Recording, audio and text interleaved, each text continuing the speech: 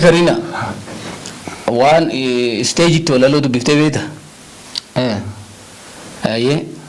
Mee waan si mudate garra waan si tarii gara jalqaba irratti yoo gara walaloo dubbisuu keessatti dubbachuu keessatti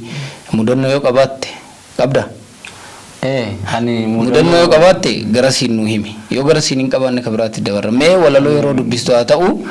stage irratti haa ta'u mee waan si mudate yoo qabaatte nu himi gabaabsi. Ani mudannoo tokko akkuma jette stage gubbatti guyyaa tokko na mudatee ture. Mana barumsaa aanaa dabba haaskuulii irratti yeroo jalqabaatiif barataa hedduu 2,000 ol dhafoo dhaabbadheen beeku akkuma affeerraan naa godhamee uummata fochi ba'een inni fadhee na haara yaallee yuunifoormii ofirraa qabu kan akka nama maxxan jismiin na fuudhee nama maxxanee namni mucaan tokko qaruu ta'e bakka achuma dafee bishaan dafa facaase beekta awwa bishaan mana facaaftan jennaani la xiqqoo si oowwinaan jedhe namni hedduun natti naqqaane achumarraa inni natti yeroo jalqabaaf nama afatti yeroo ba'u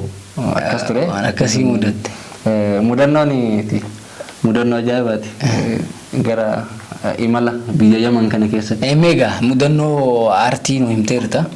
mudannoo bira maal qabda kan nama kolfisiisu haa ta'u kan gaddisiisu haa ta'u kan nama barsiisu haa ta'u mudannoon bira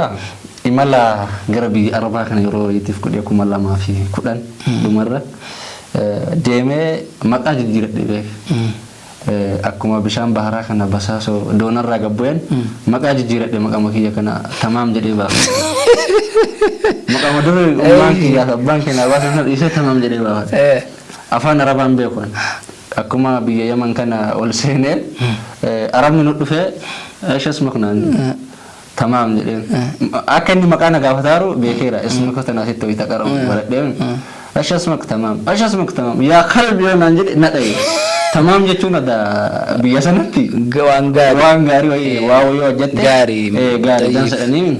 tamaamii kanaan eeshas mak tamaam yaa qalbii naan jedhe asuma dhahee badhee gara sitti lafaan na buuse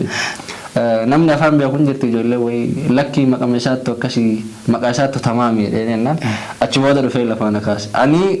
yeroo sana maqama ishee akka duriitti deeffate bakka somni akka nama mbaasni waan beeku waan ajaa'ibaa sitti maasirratti Harargee Daaroo Labuu dhaqeeti Machaara magaalaa Machaara dhayne gara Miccataa achi baaneeti ganda tokko dhaqne warra hiriyaatiyaa gurbaa maqaan hedduudha maquma isaatu hedduu siigalaa raamatubi maqaan isaa hedduu jedhama wal baraa jedhan eenyu jedhamtaa Calanqoo Sulee jedheen bara 2012 jedheeni itti madhee Rabbi mataa godhuu fi amiin guyyee yookaan oromummaan isin himate gara isaan hayaa keenutti mi jedheen maqaan kiyya hedduudha jee tokkichuma keessaa nutti mi jedheen hedduudhaan jee barnaan jedhe tokko nutti medeen dhugumaan naan galinana wit jettee kolfite intallee jirti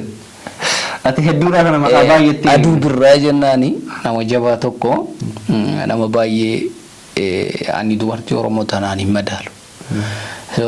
in kolfiti wit jette nama bashaasha hedduudhaa jee maqaa tokko nu himen makuma khiyatu hedduu kamiin sitti maanaan jedhe ergidee waan akkasii jira beete wanni ati jette irratti yaadadhe waan akkanaatu ture mee mudannoo bira ana firiyaa kiyya tokko taane silkii wal bira qabanna mana tokko waliin osoo gallu hiriyaa inni janajjanu waliin haasawu wal faana haasaan tana Alexandra wali yeroo baay'ee wal dabarsinu wanni iimoorraa fayyadamte yeroo baay'ee silkii wal bira dhiyaatu walitti darbanatti fakkaata namuma inni barreessuuf sana barreessaa fi ture anillee wal bira dhufee narra dhufeeni ni barreessee fi na barreessee fi garuu hiriyaa isaati ani hin beekne osoma akkasitti walii barreessinu anaaf inni magaala galle guyyaa tokko bakka mucayyoo sanaan wal arguudhaaf beellama qabanne qabadhee deeme beekta innillee mana gaafaa sana galu nin jijjiirate qabadhee mucayyoo san qabadhee garuu hiriyaa isaati beeku inni hin beeku anillee akka hiriyaa isaa taate hin beeku inni illee akka nama sana qabadhee dhufaaru hin beeku inni mana naafee mana mara naafaa godhee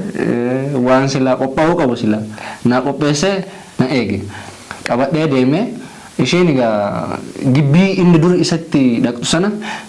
hin jijjiirate inni gibbii haaraa kana isiin dhufnee anillee dhaqne hanga nama dhaqee gibbii sana argee yeroo isheen makiinaa irraa dhuftu eegee qabadhee deeme bakka mana isaa dhaqnee ankaakee mana isaa seenuun hin ciisa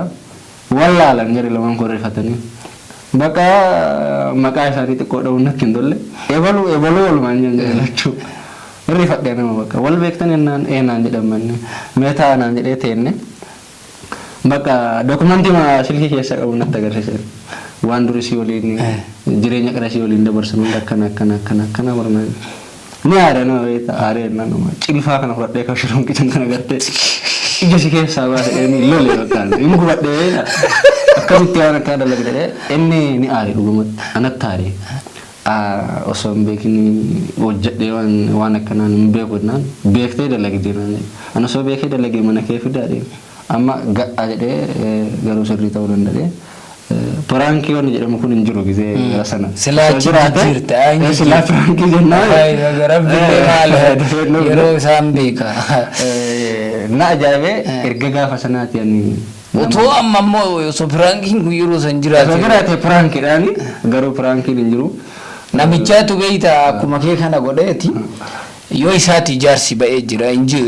jaarsi ba'ee yeroo inni gabba'u malee keessummaa bule yeroo jaarsi deebi'ee gola deebi'een agarreen raalee jaartii arabatee deebitu hammaareetuma siree namichaa irra heda hammaaree waliin taratee inni jedhu jaarsi siree irra jira kaisi waliin isin geenne waan sabsabaa boruu biraa kutee osattuun beekin akkasiiti sila akkas edda sila osoo jiraate akkas ture dhugatti kun mudannoo jaba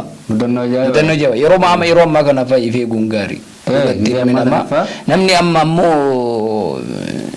namni akka dhagayetti ani hin beekulleedha namni amma shamarri takka ciikii 5-6 qabdi waan jedhan fa'aa dhageenna dhiirillee akkas jedhan nu nagaa maal jettati nu teeda ammallee teeda borullee teeda akkasi hayye qaalii maal jennare galata maasinillee